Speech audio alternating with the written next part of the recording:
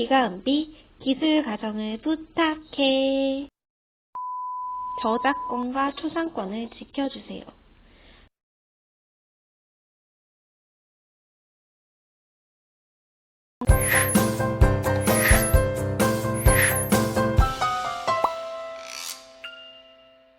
오늘은 성 문제에 대해 공부합니다. 청소년기에는 성적으로 성장하면서 성에 대한 호기심이 생기고요. 성적 욕구도 발달해요. 여러분 스마트폰 있으시죠? 그래서 쉽게 성 정보를 얻을 수가 있어요. 인터넷, TV뿐만 아니라 여러분이 보고 있는 유튜브에서도 다음 영상, 또 다음 영상으로 넘어가면서 원하지 않는 정보까지 얻게 돼요. 여러분도 이런 적 있으세요? 인터넷을 떠돌다가 음란물이나 야한 영상을 마주친 경험이요. 어머. 이런 정보는 자극적이고요. 사실을 왜곡해요. 이상한 영상 속 모습이 잘못된 성지식을 전달하기도 해요. 성상품화도 일어나요. 사람들을 유인하기 위해서 야한 영상이나 광고를 사용하는 경우가 많아요. 문제는 이런 성정보들이 왜곡된 성지식을 전달하기도 한다는 거예요.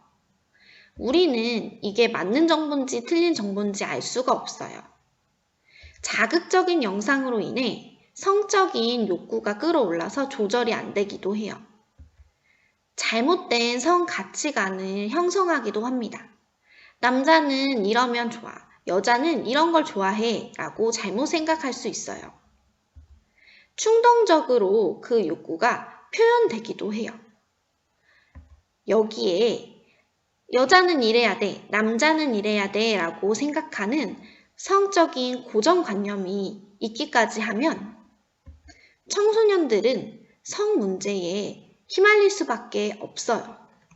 그렇다면 우리가 겪을 수 있는 성 문제에는 무엇이 있을까요? 성병, 성차별, 10대 임신, 성상품화, 성폭력, 청소년 성매매. 하나씩 공부해 보도록 합시다. 성병은 성과 관련해서 걸리는 병을 의미해요. 성 접촉으로 감염될 수 있는 모든 질병이 포함됩니다.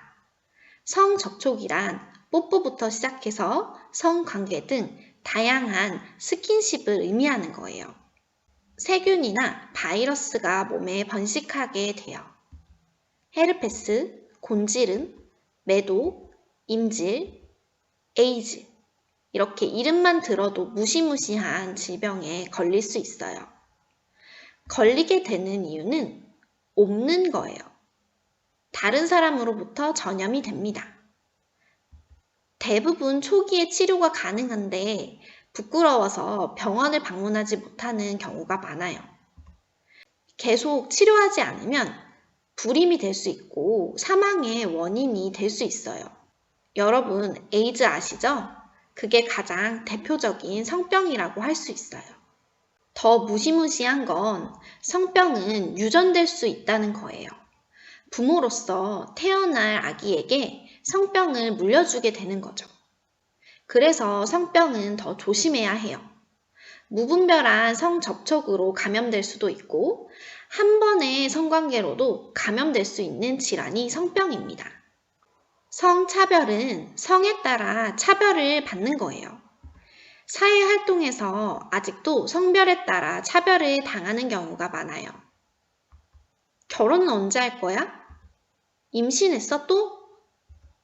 출산했어? 그러면 회사 못 나오겠네? 이렇게 회사 생활에서도 차별을 받는 경우가 있어요. 또한 승진, 임금에서 여성이 아직 남성보다 낮은 경향이 있어요.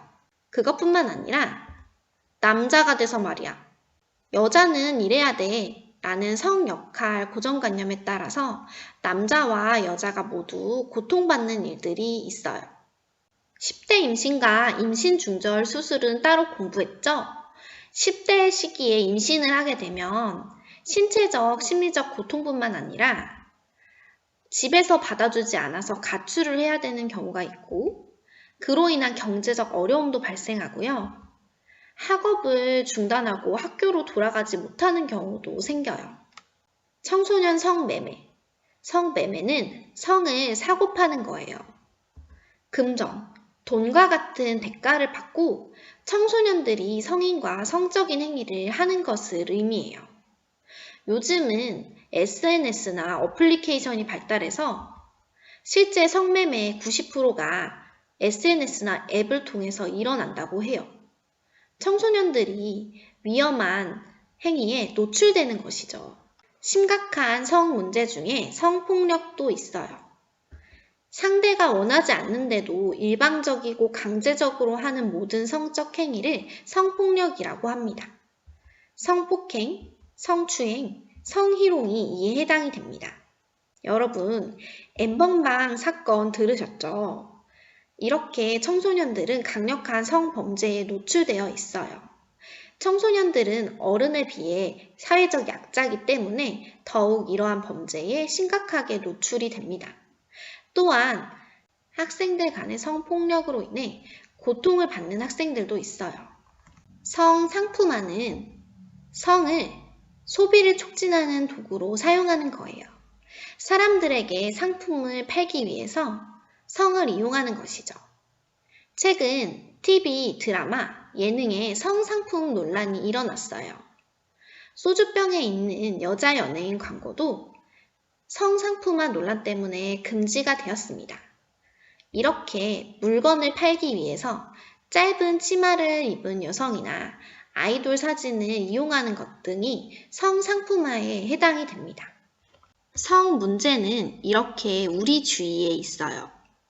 이 문제를 해결하기 위해서는 잘못된 가치관을 깨기 위한 올바른 성 정보의 탐색이 필요합니다. 그렇다면 올바른 성 정보는 어디에서 얻을까요? 부모님, 선생님, 전문 기관으로부터 정확하고 객관적인 정보를 얻을 수 있어요. 전문 기관에는 푸른 아우성, 국가건강정보포털, 탁틴네일 청소년 성문화센터 등이 있습니다. 무엇보다 올바른 성 정보를 얻으려면요, 믿을 만한 사람에게 성교육을 받는 게 중요한 것 같아요. 그래서 선생님이 하고 싶은 말은 질문하고 싶은 게 있으면 언제든지 하세요. 여러분과 함께 고민하며 정확하게 답변해 주려고 노력하겠습니다. 또한 성적 욕구는 매번 상태가 달라질 수 있으므로 적절히 해소하고 조절하는 방법을 찾아야 합니다. 자신만의 에너지를 발산할 수 있는 수단을 찾아야 하는 것이죠. 그렇다면 이 정도로 성 문제를 해결하고 올바른 성 가치관을 형성하기에 충분한가요? 그렇지 않다면 성 문제를 해결하기 위해 더 필요한 게 뭔지 우리 함께 고민해 보는 것이 필요한 것 같습니다. 오늘의 과제, 정리하기. 수업에서 배웠던 성 문제 6가지가 뭐가 있는지 적어주세요. 두 번째로 성 문제를 해결하기 위해 필요한 것은 무엇이 있을지 적어보세요. 1가지 이상 적어주시면 됩니다. 과제를 올리는 방법입니다. 게시물 하단에 보면 내 답변란이 있어요. 여기에 여러분이 생각하는 답변을 적어주시면 됩니다. 2가지 사항을 양식을 지켜 적어주시면 돼요. 그리고 나서 꼭 해야 할 일, 제출 버튼을 눌러주셔야 제출한 학생으로 처리됩니다. 여기까지가 수업과 과제에 관한 내용이었고요. 질문이 있는 친구들은 교과방에 남겨주셔도 되고 여기 선생님 메일 주소를 띄워놨으니까 여기 메일에 남겨주셔도 됩니다. 청소년들은 무분별한 성 정보에 노출되어 있어요. 왜곡된 성 역할 고정관념을 배우기도 합니다. 여러 가지 성 문제에서 해방되어 건전한 가치관을 가지는 여러분이 될 수 있었으면 좋겠습니다. 오늘 수업은 여기까지 하겠습니다. 다음 시간에 만나요.